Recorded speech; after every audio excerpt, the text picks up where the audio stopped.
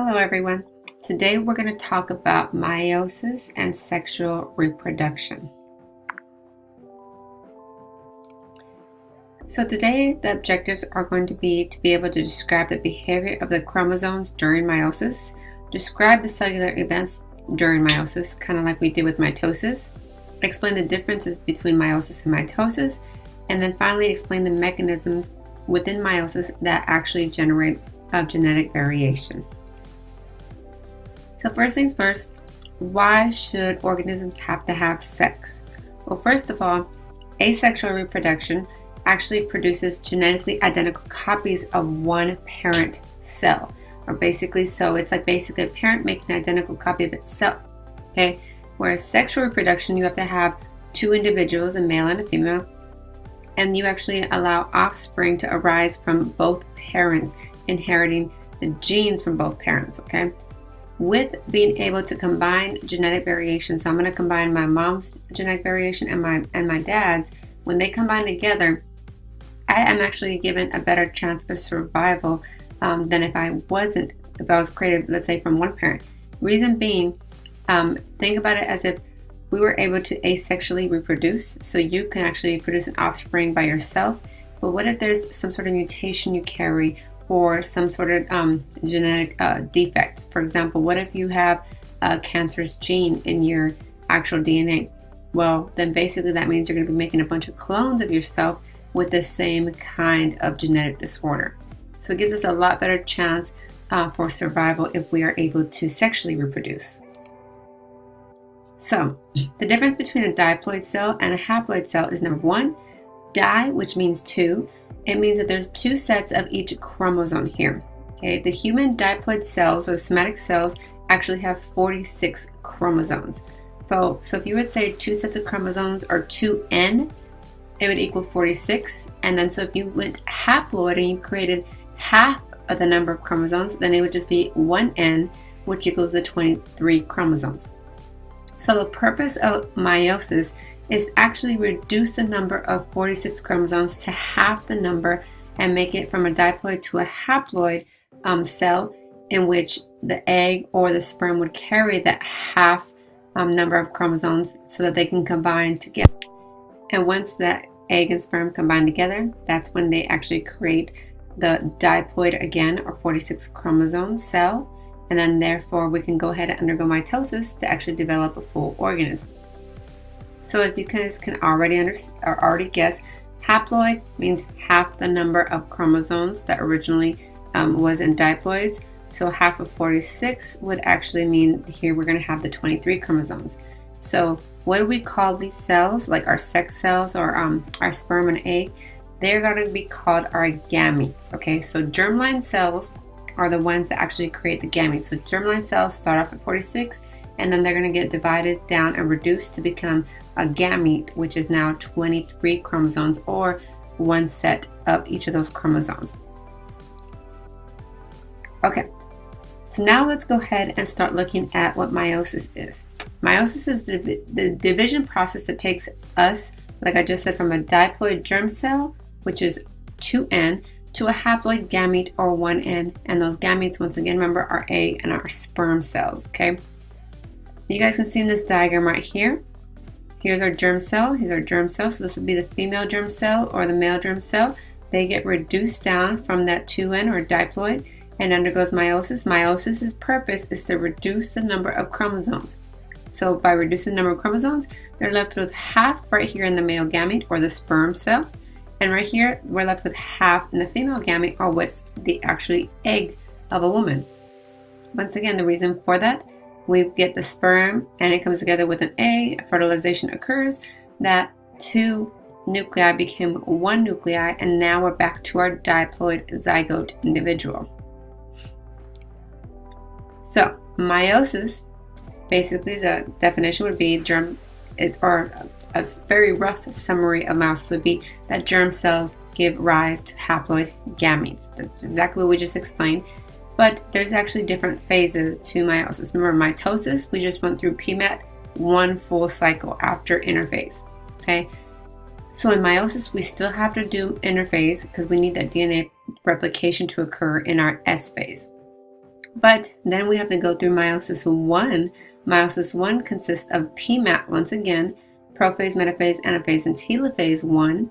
But then it has to go back again through it once again through meiosis 2. Same PMAT, just prophase 2, metaphase 2, anaphase 2, telophase 2.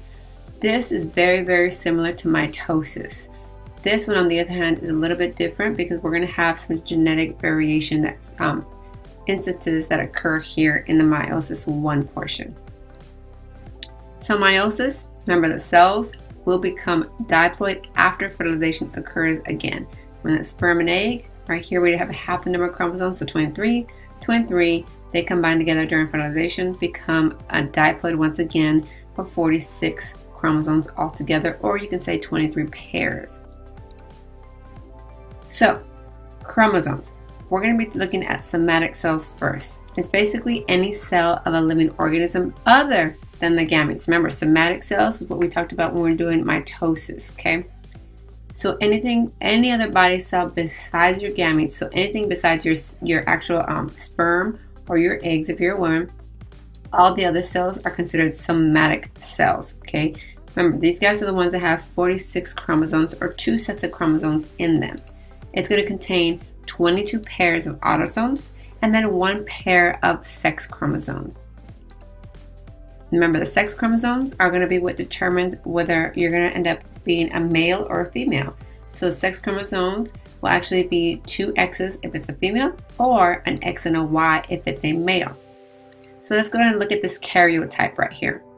Remember, a karyotype, which is this square right here with all these different pairs of chromosomes, it's an ordered and visual representation of all chromosomes of an individual. These are extremely helpful because you can actually see all the autosomes an individual has as well as their sex chromosomes that individual has as well. The karyotypes actually used during pregnancy because you can actually look at a DNA of the fetus and actually determine if there's any abnormalities. For example, right here we have chromosome 1 from mom, let's say, and chromosome 1 from dad. But what if we had an extra chromosome 1 for some reason? Basically, the actual chromosomes did not separate correctly. We can actually understand and know ahead of time that that child will be born with that abnormality. Okay. And right here on the very bottom of this karyotype, you can actually see the sex chromosome X and Y right here. So X and Y would mean that this individual is what? Male or female? If you said male, you are correct. That is a male individual, and it is always located, X and Y's, or the sex chromosomes are always located on chromosome pair 23. So here's chromosome 1, 2, 3, 4, 5, all the way down. Here's 22, and this would be that pair 23, which is our sex chromosomes. And just a recap from the last lecture when we went over mitosis. Here would be the centromere, which actually holds the sister chromatids together. Here's the sister chromatids labeled right over here. And these would be homologous pairs of chromosomes because this would be, like I said, chromosome 1 from mom and chromosome 1 from dad. Well, chromosome 1 from mom gets replicated during the S phase of interphase, and chromosome 1 from dad also gets replicated during the S phase of interphase. So they're still homologous chromosomes because they both have the same length, same size, same characteristics. So homologous chromosomes, just because a lot of individuals need a little bit more understanding of what this is. Remember, it's just 2 chromosomes in a pair that have the same exact characteristics. So chromosome 1 on this side right here carries the same exact genes that are carried in chromosome 1 on this side right here. And as you guys can see, every single one of these pairs in this nice setup of this karyotype is showing homologous chromosomes. And there's a nice little link of a video right here, so you can click on and actually view a short video on chromosomes and homologous chromosomes are explained. Here's also a cute little video of meiosis. It's very simple, but if you need a visual first before we get started and jumping into it, I recommend clicking on this link and it'll actually introduce meiosis for us, so that way you have a better understanding and a visual concept before we even jump into it.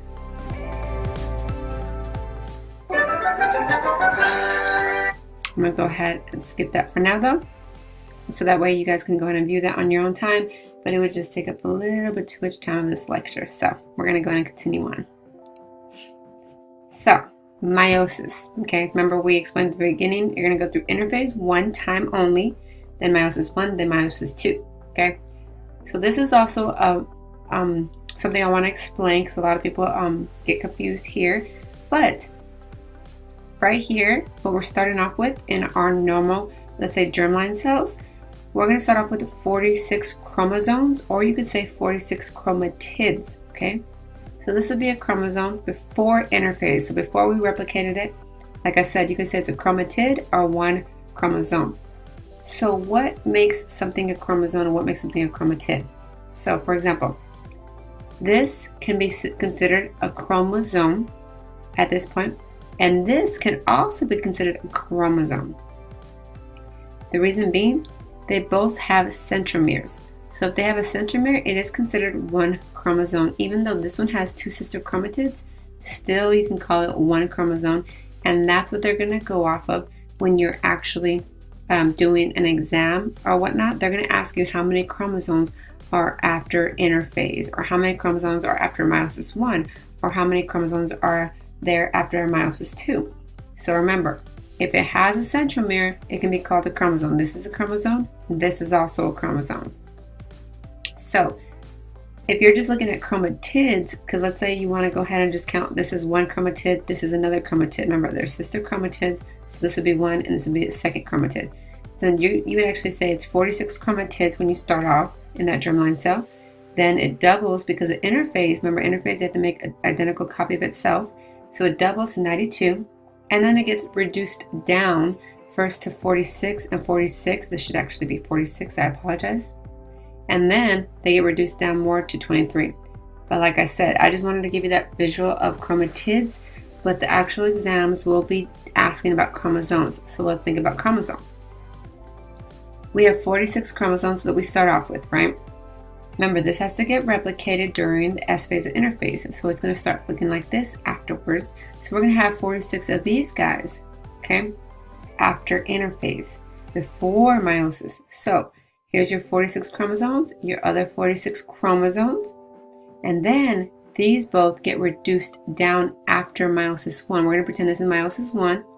So after meiosis 1, they each have 23 chromosomes in the two new unique daughter cells. Then those stay at 23 chromosomes, but they get divided into 23 chromosomes in 4 non-identical daughter cells. So I just wanted to emphasize that because this is what actually would be on a test. It'd be 46 chromosomes before interphase, 46 chromosomes after interphase. Reduction happens in 23 after meiosis 1, and then each 4 new cells also 23 after meiosis 2. So first things first, let's go ahead and start with interphase. Because remember, before you do mitosis or before you do meiosis, you have to do interphase, because interphase is where that DNA gets replicated in that S phase. So let's go quick recap. Interphase has G1, an S phase, and G2. There's growth, and then there's DNA replication, and then there's a little bit more growth preparing for meiosis to occur. Now let's get into meiosis 1. Meiosis 1 is prophase 1. What's happening here? And this is different than mitosis, okay? Homologous chromosomes are pairing and swapping over segments. This is called crossing over. So during prophase, we still have the nuclear envelope breaking down, okay? But what's different here is we actually have each of these 2 chromosome homologous pairs lining up with one another and basically like crisscrossing. They're actually lined up and actually overlapping one another. That overlapping, okay, is called synapses. So it's kind of like a friction or an attraction they have towards each other, but where they overlap, it's called synapses. It's that connection they have. And then chiasmata is actually where they're swapping their DNA from one to another. So you can actually see crossing over occur in this guy. And these guys, these ends, they completely swapped their genetic information from one to the other. And you'll see right here too. And also you'll see this swapped DNA coming out through over here as well.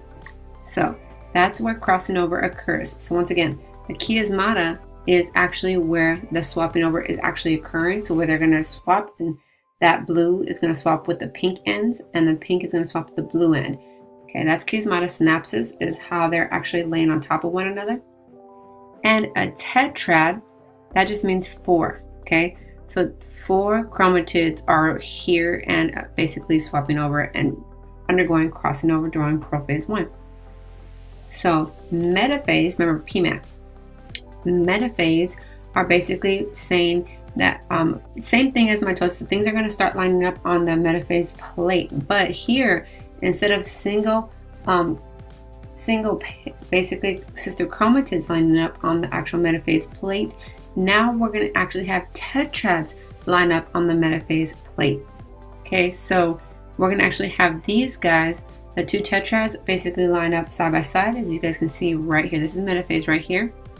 So they're actually lining up, and here's one tetrad, and here's another tetrad, because you can count 1, 2, 3, 4, 1, 2, 3, 4 chromatids. So different than mitosis, again right here. Also, we have what's called independent assortment. What that means is they can assort and line up in any order that they choose. It's random. And this, again, crossing over and independent assortment allow for a greater amount of genetic variation. So what that means, independent assortment, is this pink can actually line up pink and the big pink on this side, or it can be like it is right here, pink and then the bigger pink on this side. It doesn't matter, as long as these are homologous chromosomes and these are homologous chromosomes, it doesn't matter which order they line up in. That's what's called independent assortment. During anaphase, we have separation of homologous chromosomes here. So actually full homologous chromosomes are getting pulled this way, another side this way. Okay, telophase, it's going to be where a complete set of chromosomes cluster at each of the poles or each of the ends of the new cells. The nuclear envelope begins to reform, and then we're left with 2 haploid daughter cells here. They've already been reduced, okay? Because remember, if you remember when we first started out, I'm going to go back a couple. In prophase 1 right here, you see how we actually start off with 4 chromosomes in this prophase. We have the little pink, which is 1, little blue 2, large blue 3, and large pink is 4. So we actually had 4 chromosomes when we started off. But now at the end of telophase, guess what? Each new cell only has 1, 2 chromosomes. This new cell has 1, 2 chromosomes. So we've already been reduced. Now we went from a diploid. Now we're at a haploid. So at the end of meiosis 1, you have become a haploid cell at this point. Now meiosis 2 does not have any interphase occur because we do not need to replicate DNA again. So we're going to jump right into PMAT2. So prophase 2, we're going to have chromosomes start condensing again. Spindle microtubules are going to start actually attaching to those kinetic cores of sister chromatids, and the nuclear envelope is beginning to break down again. Then during metaphase 2, we actually have the chromosomes line up again on the metaphase plate. As you guys can see, there's single chromosomes lining up here. They're not tetrads anymore, just the individual chromosomes are lining up on the metaphase plate now in meiosis 2. Anaphase 2, we actually have sister chromatids separate here. So as you guys can see, they're being pulled apart here, boom, boom, boom, boom. And also during telophase 2, which is right over here, we actually have a complete set of chromosomes cluster on each end, because here's one of our new daughter cells, our other new daughter cells from the end of meiosis 1. They actually get broken down during telophase into 4 new daughter cells. And I put unique right here because if you look at every single one of these daughter cells, every single one of them is completely different. This one has a long blue chromosome and a little pink one. This one has a little pink one and a blue, but it actually has a different tip than that one. It's a crossing over. Same thing here. This is going to be different than this one. All 4 of these are different. So now you can say at the end of meiosis 2, you are left with 4 unique haploid daughter cells. Haploid, remember, because at the beginning we had 4 chromosomes. Now we're left with 2 in each of our new cells. So let's go ahead and recap of meiosis. Number 1, meiosis is going to reduce the number of chromosomes. Meiosis 1 is actually responsible for reducing the number of chromosomes from a diploid to a haploid. And the result of meiosis 1 is that we are left with 2 non-identical daughter cells. Now meiosis 2, at the very, very end of meiosis 2, we actually were able to produce 4 non-identical haploid daughter cells. These are going to be your 4 sperm or your 4 eggs. Now, if you're a female, those 4 eggs are not actually all viable. Okay, so the males, they actually are going to be going from a germline cell, 46 chromosomes, down to 23 sperm cells. Okay, and all 4 of them are going to be viable. But for females, there's actually, out of the 4 eggs that are produced, only 1 of them will be chosen to become the woman's ovum. The other 3 will actually disintegrate and become polar bodies.